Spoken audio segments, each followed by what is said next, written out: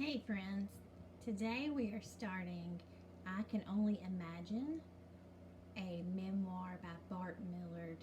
Okay, so um, I'm really excited about this book. Some of you may have seen the movie already, many of you probably know the song, but Bart Millard's memoirs are the parts of his life story that did not get to be included in the movie because you can only put so many scenes into a movie that's an hour and a half. And he wanted to give some behind the scenes information about the characters and especially about his dad, to give some background history in this book to back up his movie. Now we're studying personal narratives. The last few weeks we have done imaginative narratives, which are fantasy type. Now we're talking about personal narratives, which are going to be about someone's own personal story.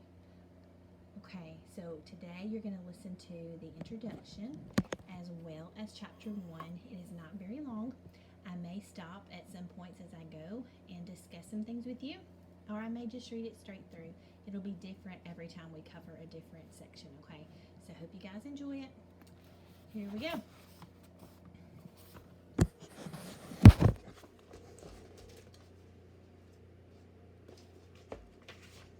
I Can Only Imagine, a memoir, Bart Millard.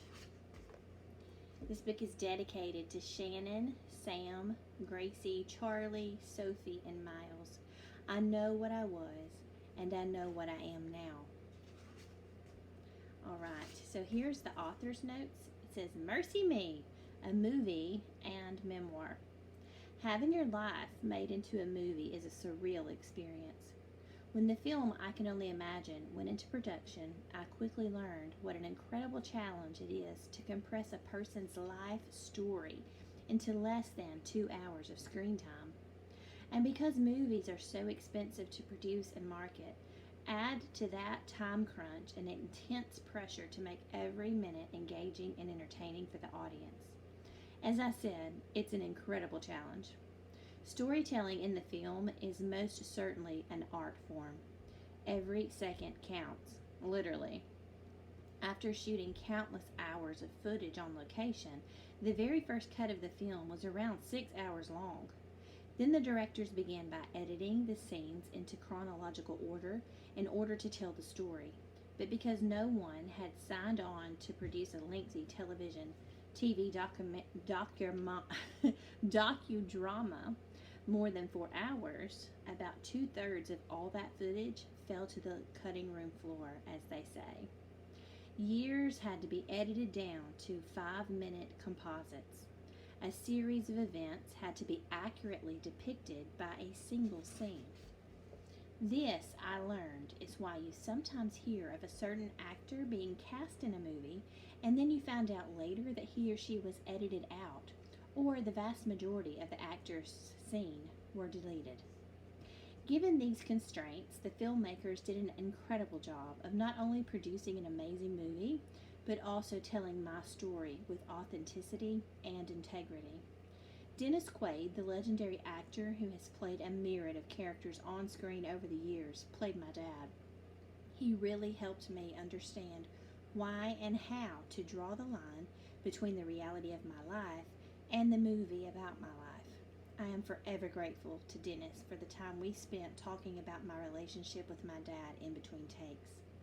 So when the opportunity to write my memoir came up in connection with the film, I was really excited to have the opportunity to tell some of the details that couldn't make it into the movie.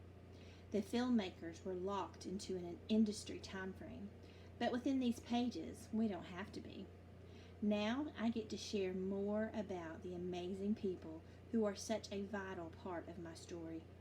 I pray you enjoy reading about the roller coaster ride of my life. But more than anything, I pray that through this book, you will come to know or know more intimately the God who offers us a life that is more than we could ever ask or imagine. Okay, here's the introduction, guys.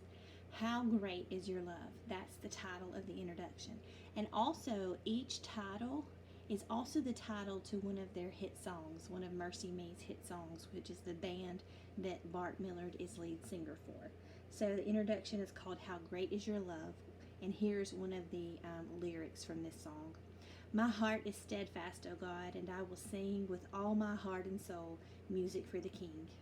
That was from 2001. All right. I was standing just off stage at the iconic Ryman Auditorium, Nashville's mother church of country music, listening to an incredible band play the intro to my song. The grin on my face was quite literally from ear to ear. This was, without a doubt, the single greatest moment of my professional life. All the countless nights I had lain awake envisioning better days and a brighter future had now, this reality I was experiencing outdid all of them. I was frightened, but I was ecstatic. I was nervous, yet peaceful. I was proud while being humbled. And for the first time ever in my life, the reality was outrunning my imagination. And then, just when I thought it couldn't get any better, the crowned queen of Christian pop, Amy Grant, who had been my absolute hero and guiding light from the 7th grade on, stepped up to the microphone. In her angelic, soothing style, she sang the words, I can only imagine what it will be like. And I soaked in the moment, every word and every note. As Amy was finished, the first chorus, it was my cue. Just as we had planned, I would step onto the stage, into the spotlight, and into a surreal moment.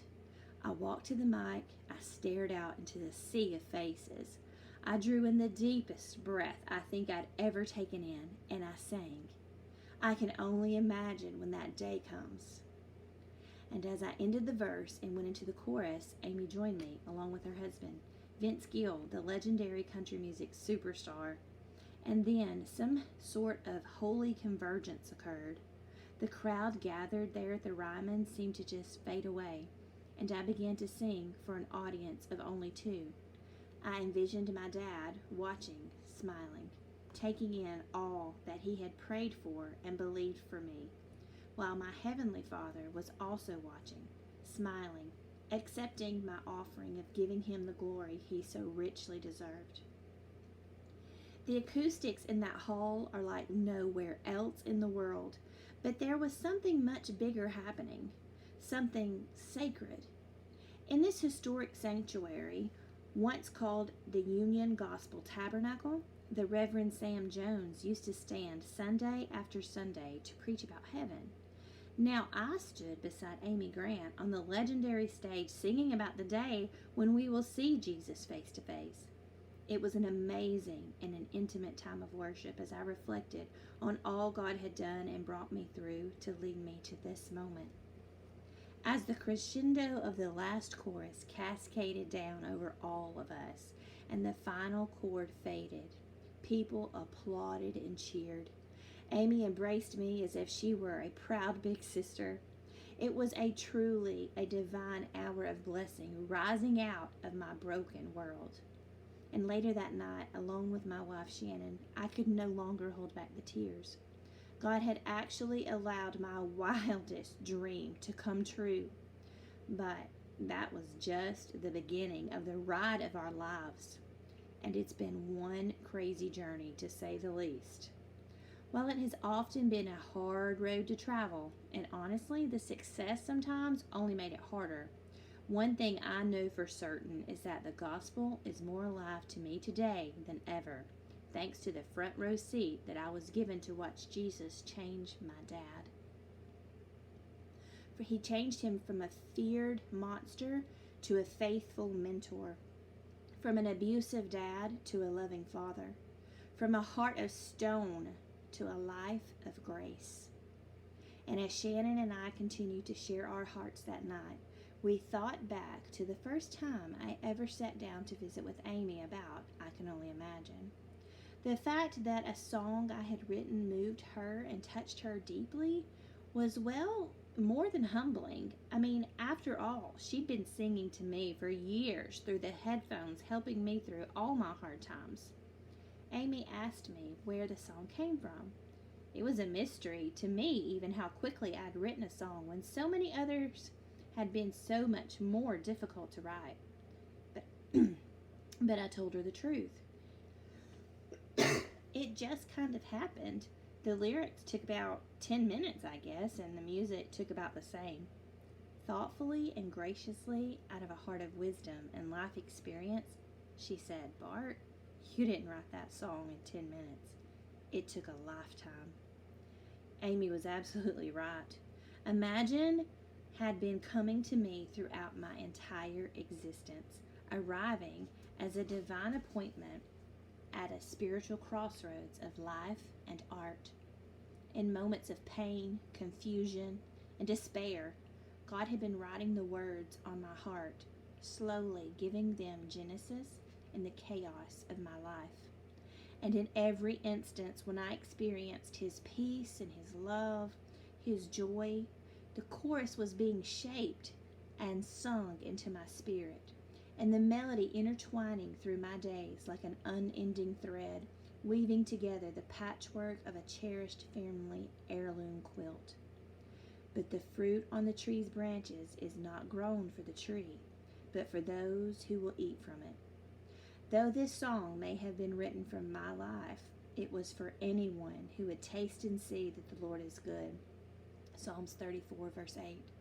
King David, one of the most prolific songwriters in history, proclaimed to God, I'll be the poet who sings your glory and live what I sing every single day. So, echoing that same spirit, here is the story behind my song. Okay, that's the introduction, and now we're going to read chapter 1. And it is entitled, Dear Younger Me. So here's the verse from the song entitled, Dear Younger Me. Of all the painful memories still running through my head, I wonder how much different things would be, dear younger me. My dad was Arthur Millard Jr., son of Arthur Millard Sr., and when my dad was around 10 years old and his brother Mike was about 7, my grandfather left the family, divorced my grandmother, and he quickly remarried. Because of Arthur Sr.'s devastating choices, my dad took on the immense pressure of suddenly being the head of the household, a horribly premature responsibility that birthed an anger and a bitterness in his heart that would affect him throughout his life. As a young man, my father was the star football player at Greenville High School. Greenville is a small town in Texas, about 45 miles northeast of Dallas. He became an All-American at the position of center.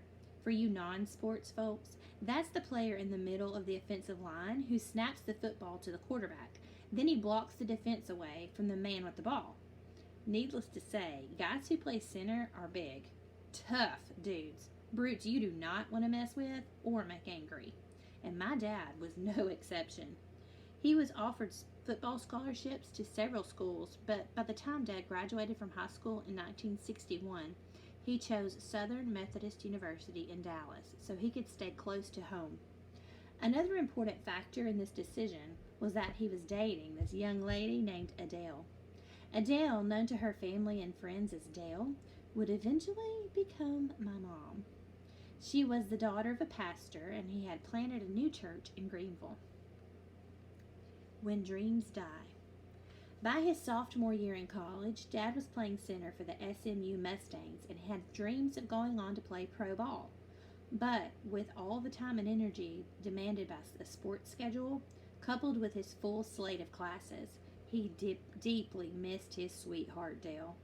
He also struggled with a strong sense of responsibility to take care of his mom. So Dad made the difficult decision to let go of his dream, leave school, and move back home. From that day when he drove away from SMU's campus back into Greenville city limits, Dad never lived anywhere else and rarely even left town. He and my mom soon married, and in 1968 they welcomed their first child, Stephen. Once again, Dad had the responsibility of supporting a family. The decision to walk away from his opportunity to play football would haunt my dad for a very long time. A deep regret festered in him, and eventually turning into a cancerous case of the what-ifs. As a result, sports were a constant focus in our family, and soon that near obsession demanded that my brother and I get involved too. So whenever Stephen and I were playing sports, things were always a little better at home. But several years after leaving SMU, Dad got together with some of his old teammates, and they told him that the Green Bay Packers and the Baltimore Colts had been considering my dad for the draft. But he quit college ball and he left both teams, he left their radar. Evidently, Dad never had even known about the possibility that was forming behind the scenes. And that kind of information can be hard for any man to take, especially when disappointment is already his constant companion. This was one of the many little slices of life that caused my dad to become a realist, always insisting that people have to give up their dreams in order to have any kind of family stability. So many people have told me over the years how in that season of his life, when he had just come home from college, Dad was a big old teddy bear. Everyone liked Arthur and wanted to be his friend. In the Greenville area, he was the local sports hero, popular everywhere he went. Dad was the proverbial big fish in a small pond, which can be a blessing but also a curse because fish live in glass houses. And my mom tells me that back then he was the greatest guy you could ever know. But that was all before I was born. Waking up in a different world. In order to make a dependable living for his new family, Dad got a job with the Texas Highway Department. The Lone Star State has long been fiscally solid, so stability, pay, and benefits were all available for their workers. From new hires straight up to the steps of the organizational ladder to retirement. And when he first started, Dad was a flagman directing traffic into construction zones. While this job may look like a boring job, it's actually quite dangerous because of the necessity of being in such close proximity to all the traffic. One particular day in 1969, as he was flagging cars, a driver in a diesel truck struck my dad, launching him at least 50 feet into the air and knocking him unconscious. And after the ambulance took him to the hospital and the doctors had run a gamut of tests, they told Mom that miraculously he had no broken bones. But he was in a coma and the prognosis was uncertain. There were many days when Mom prepared herself that he would not make it through. But to say my father was tough would be an understatement. He was always a fighter. It's likely that he had some sort of brain trauma, possibly a major frontal lobe injury, but no one has ever been completely certain. And of course, he'd played at a high level of football for years, likely suffering repeated concussions before they were even issues on the radar with coaches and trainers. This was also before the invention of MRIs and the sophisticated equipment available today. So the exact details of Dad's medical issues were underestimated and untreated. To everyone's surprise, Dad regained his consciousness 8 weeks after the accident. But he woke up in a different world and in a different life, with a new personality and an altered state of thinking. He was not the same man who'd been Greenville's favorite son. Finally, family members and new friends told me that when my dad woke up from the coma, he was like a monster. The teddy bear days of the past had become a grizzly bear. He had to be restrained in the hospital bed, and it took several orderlies to hold him down. He was incredibly strong, which gave his anger so much more to work with. A guy who could manhandle college varsity linebackers had no problem overpowering a few nurses, regardless of their gender or their size. He never even raised his voice. Even his attitude and his mouth were affected. He was crude and rude with the nurses, something he would have never done before. Mom said my dad had never showed any signs of a temper before the accident, especially except for sometimes on the football field. But he had never even raised his voice, and the family doctor who delivered me was the same physician treating my dad. And to this day, he tells me how different Dad was before his accident. But the new Arthur Miller Jr. was the only one I would know for the first 15 years of my life. The husband my mom took home from the hospital was not the one who had left for work on that fateful morning just 2 months prior. And the day he was discharged became the countdown to my mom leaving him. Anger and rage moved into their home and became permanent residents. But oddly, when Dad was in public, he managed to keep it all in check and hide it from everyone who loved this local football hero. Who knows? Maybe people did see the change in him, but they just looked the other way to not get involved. After all, that's the small town way. Mind your own business while staying in everyone else's business. Our house had that classic 1960 front sitting room, the place that you kept immaculate and you never touched just in case the pastor or some other local VIP dropped by. It was the one room that looked like June Cleaver or Aunt Bee's entire house. And my mom would do everything in her power to keep visitors there so as to not see the rest of our home was actually a wreck. That space was just a metaphor for my family's life. The immaculate and perfect setting we allowed everyone to see, while the rest of the house was kept private and isolated from view. Where we actually lived, became a mess that none of us knew how to clean up. So, no one ever did, and then it was too late. For example, my mom said that one day she came home from a shopping trip alone, and Dad asked her who she had been with. She told him no one, but possessive paranoia got the best of him, and he launched into this rant, and he berated her and accused her of lying and cheating. Now, my mom was what I would call a ladies' lady. She always looked her absolute best, and she enjoyed nice dresses and jewelry. And in moments like this, while Dad wouldn't touch her, he would go get one of her best necklaces or anything he knew she enjoyed or was precious to Mom, and he would rip it apart right in front of her as a form of punishment. Then he'd leave the pieces on the floor and just walk away in a huff. Jealous rage became a regular event in our house. My mom stayed afraid for her life until the day she left, and even some days afterward. It was definitely a Jekyll and Hyde story. Was Dad's behavior due to a brain injury or a chemical imbalance caused by the accident? Or was he just a tortured soul because of his own family's broken past? We'll never know. But, by the way, just to be clear, he never drank alcohol, no drugs. The fire of Dad's anger never needed any such fuel. Who knows what may have happened if he had resorted to any of those vices? Those closest to my mom would have understood if she had left Dad much sooner, though back in the day, such a decision was not at all common.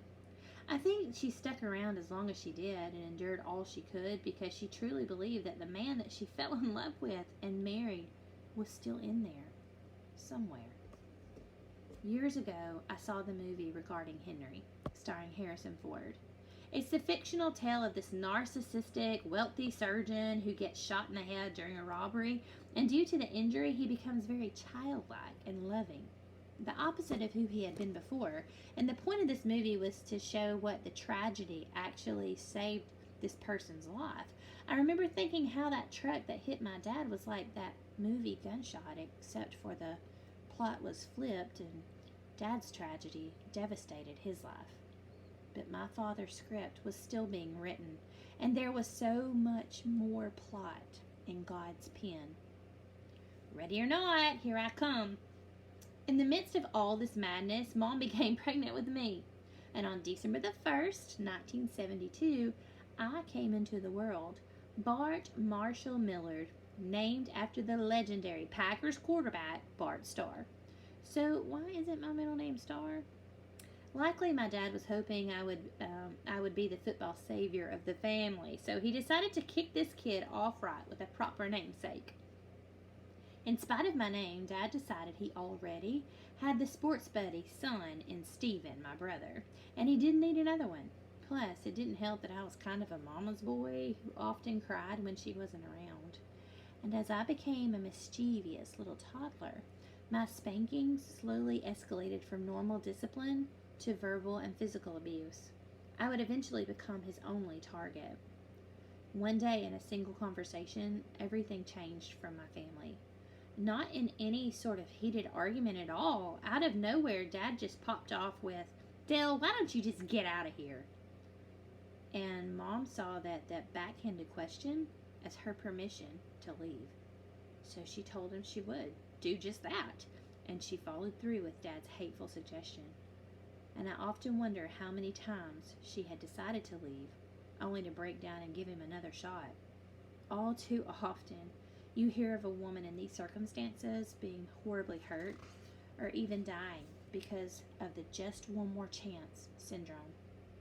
Regardless, this time she told my dad that she was leaving and she was taking Stephen and me with her. I was 3 years old. One of the first vivid childhood memories I have is of the day we moved out.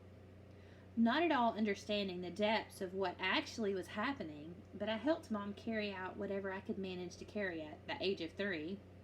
And Dad just sat there in his living room chair the entire time, staring forward, prideful, acting all stoic and appearing to ignore that his life was coming apart at the seams. It's so strange how arrogance can convince people not to even lift a finger to try to stop the reality that they're losing everything. And I remember him asking me in a sarcastic tone, "Where you going with my stuff, boy?" That's a really confusing question for a toddler, especially when you're just carrying a box of your toys to the car. Broken home, broken hearts. Very few people knew how much my dad had changed after his accident because our family kept this intense and volatile fact a secret. So, when Mom left Dad, she became the one whom everyone pointed the finger. Everyone loved Arthur Millard. He was a small town USA.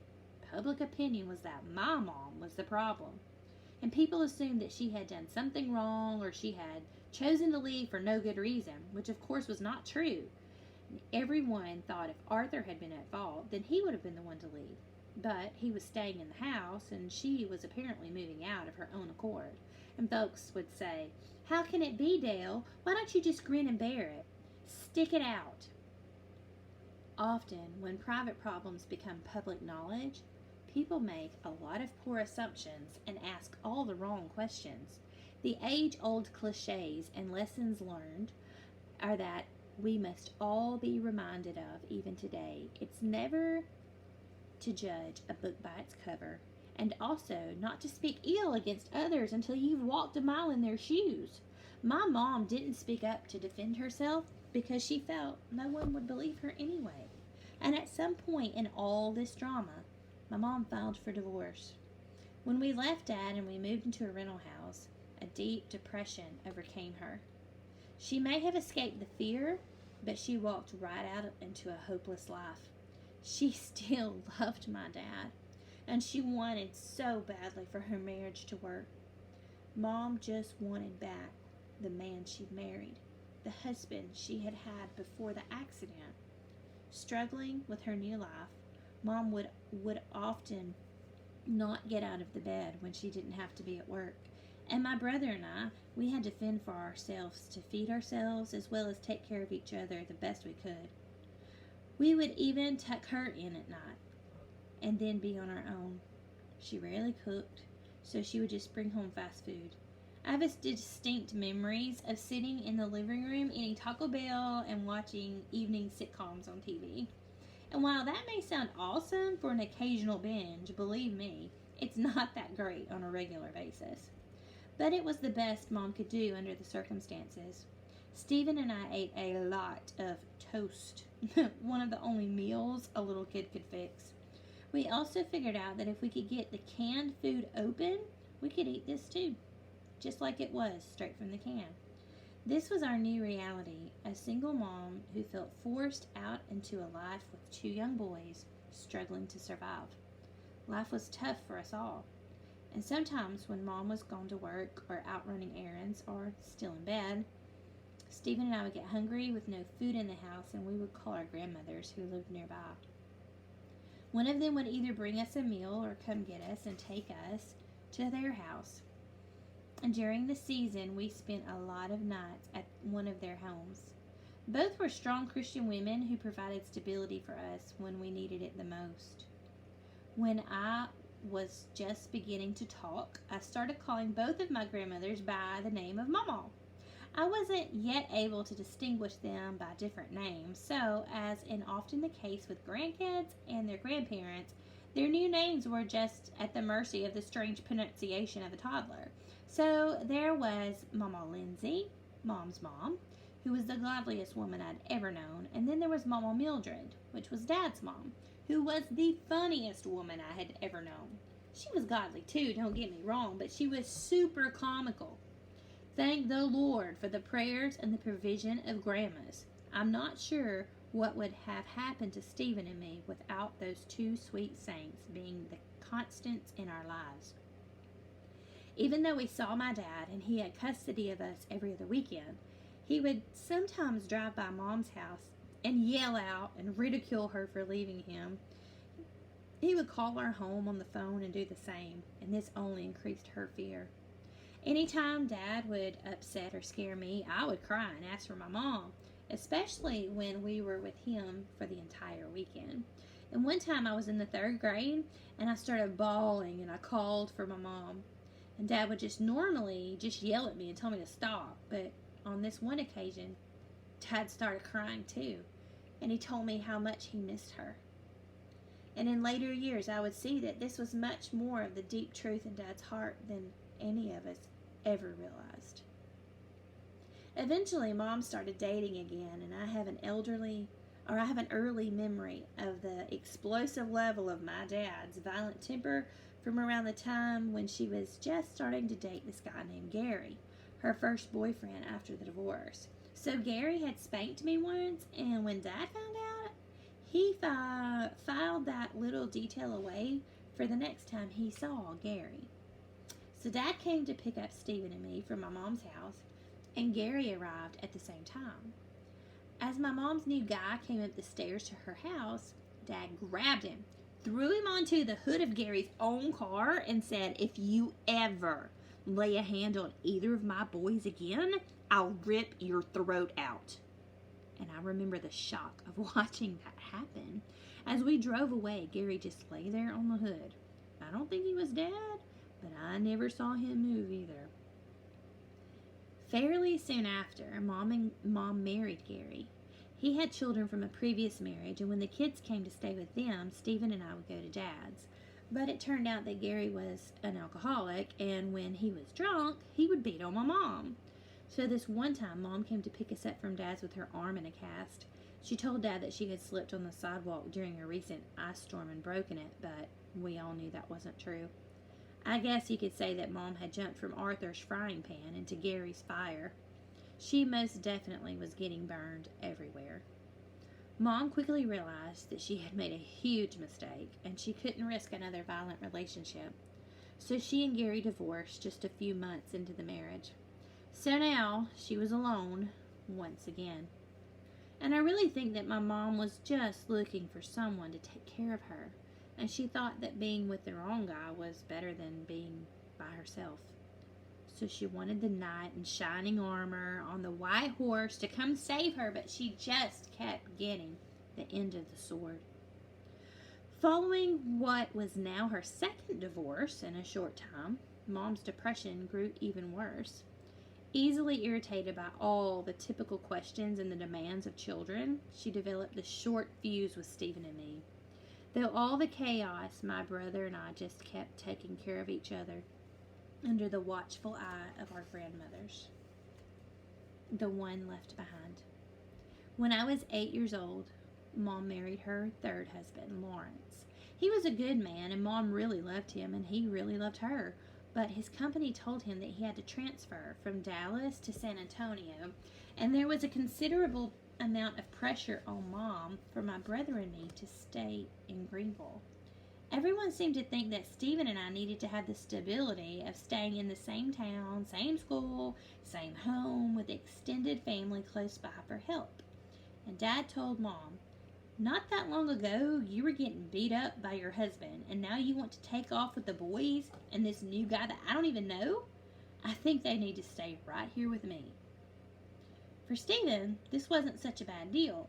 He was fine to stay in Greenville and live with Dad because now that he was in his teens and more independent and really into sports, they got along really well. But for me, that was, well, it was a very different story. With Dad's temper focused on me, I felt much safer with Mom. But she had to leave with her new husband, and Dad convinced her that my brother and I had to stay. Everyone in the family knew what had been decided, except for me.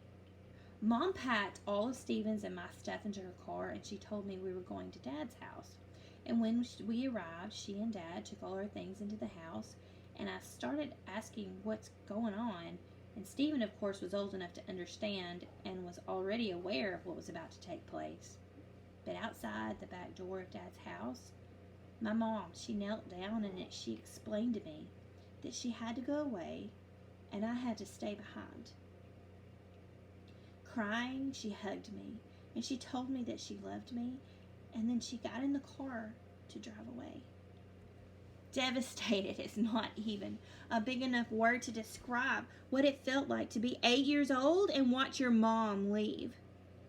In that moment, my world crashed down around me, and I felt as though the ground had reached up and swallowed me whole.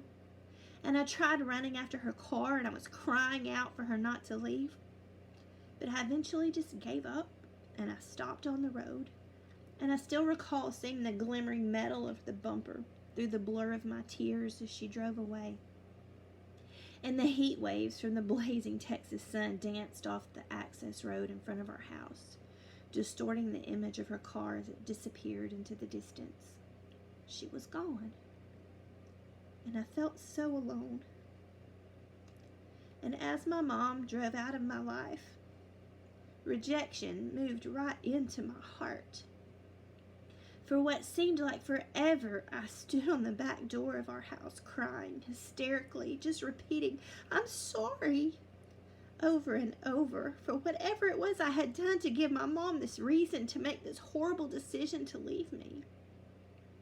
And I didn't know about the family pressure that they had forced her to accept this outcome, or that she was just as heartbroken as I was. I couldn't have possibly comprehended all that adult drama.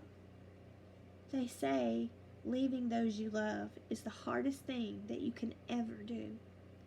But I would contest that it's much harder if you're the child who is the one being left. When parents leave, kids can't understand anything other than the thought that mom or dad must not have loved me and they must have left because of me. I know this firsthand. And Dad and Stephen sat in the house just listening to me wail. My mom hadn't actually abandoned me forever, but it didn't matter. I felt abandoned. Whatever the truth was, all I knew was that my heart was ripped apart that day. And that's the end of chapter 1.